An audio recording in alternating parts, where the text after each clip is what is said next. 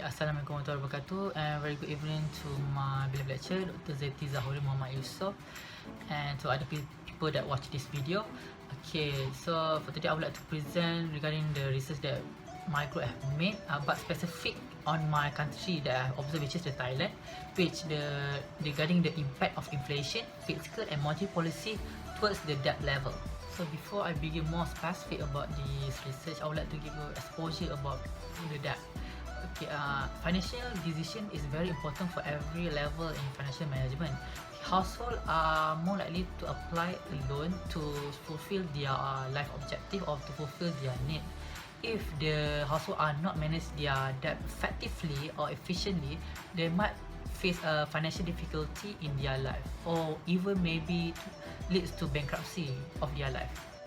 Okay, for the problem statement, the issue that arising which constitute to this research is rising in the global interest rate and increasing debt level, which burden the developed country, which leads to another world debt crisis, which cited by the Joy and Panda 2019, page 346.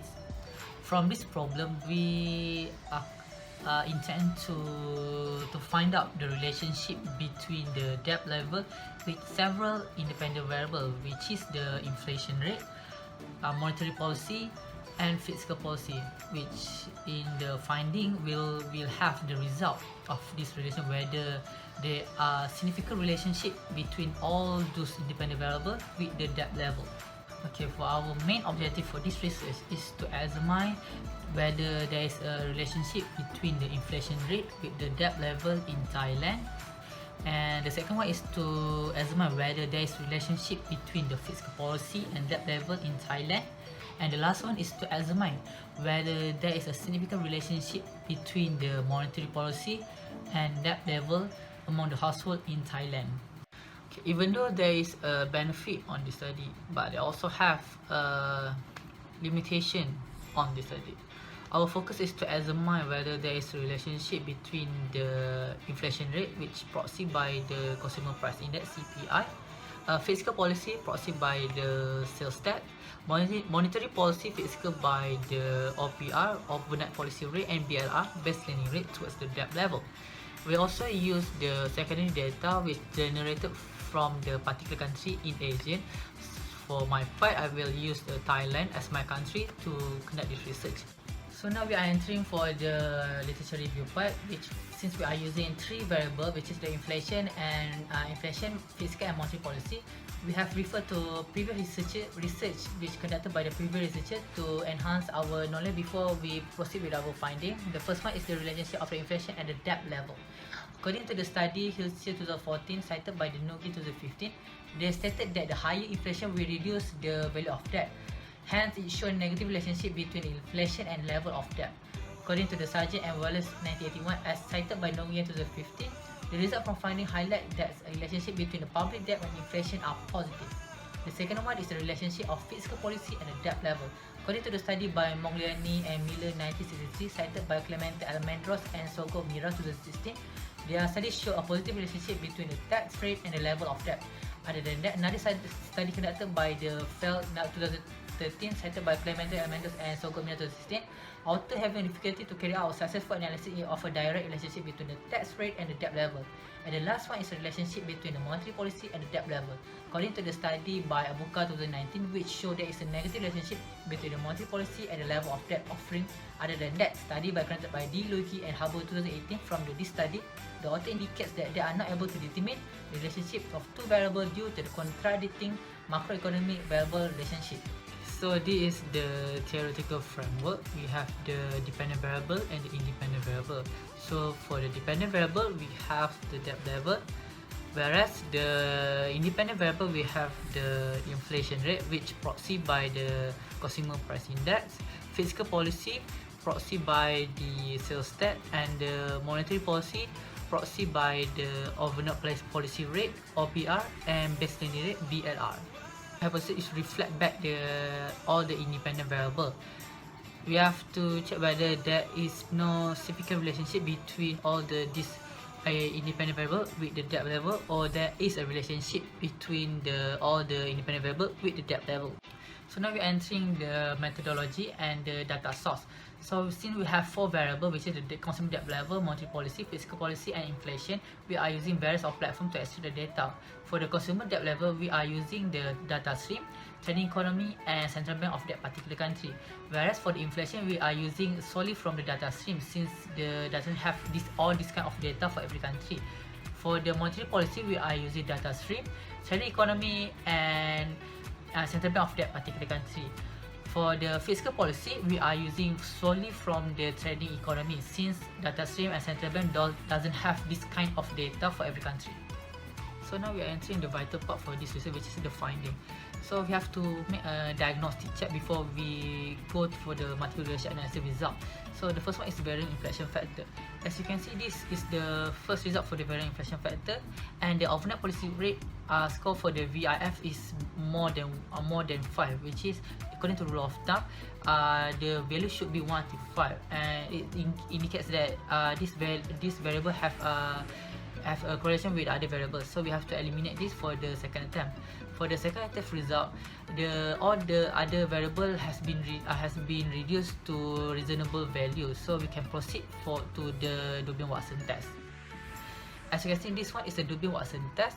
For the Durbin-Watson test, as you can see, the score is quite lower, and actually it's lower than Durbin lower boundary.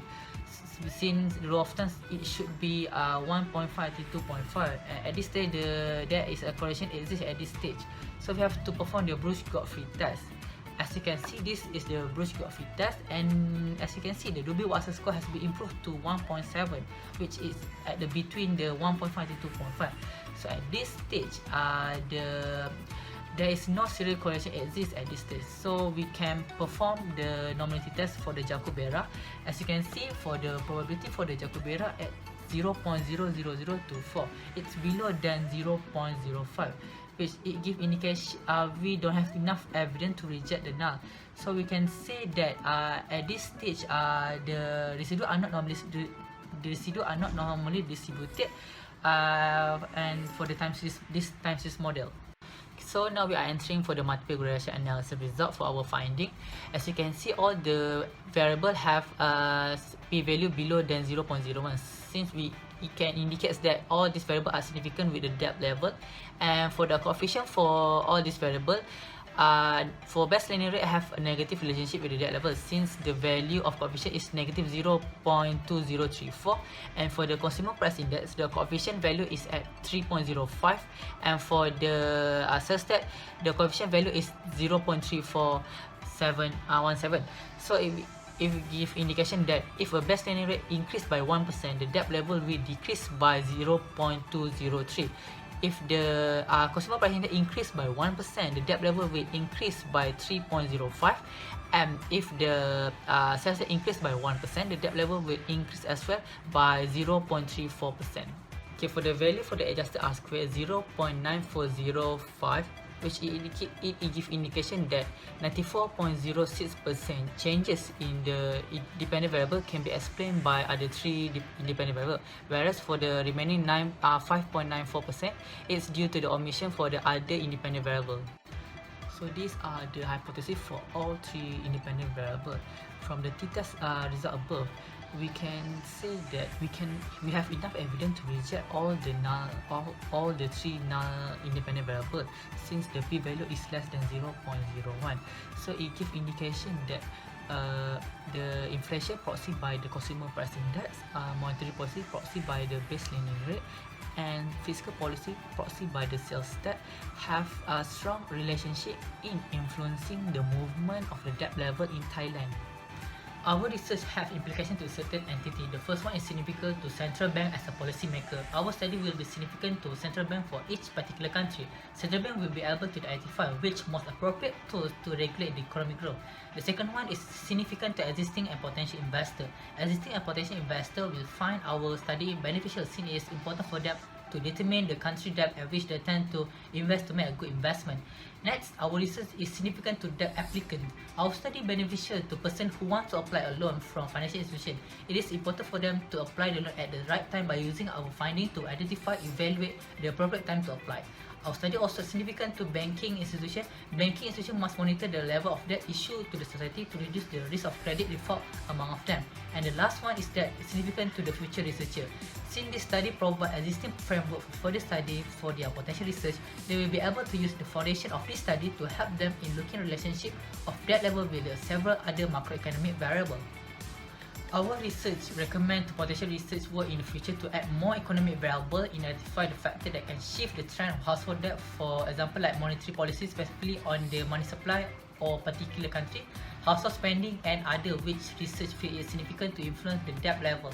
Next, research has gap on the selected article for the literature review. Potential researchers should also add more specific theory for independent variables such as Fiscal theory on interest rate and Keynesian theory as well, which more should be effective on researcher to broaden the knowledge and improve the methodology. Other than that, researchers are also able to bring accuracy and focus on their research problem, hence competent to create a firm foundation towards the problem, namely in the debt level. Future researchers also recommend to change their methodology in acquiring the data, since this research mainly relying on the data from data stream. These researchers state potential research which can be conducted future will be the effect or causes of the independent variable mentioned towards the debt level. From that, we can expand the existing knowledge with the new finding from the future research which later will be acquired. So based on the F-test, we have enough evidence to reject the null hypothesis since the p-value is below than 0.05, which is at 0.0000.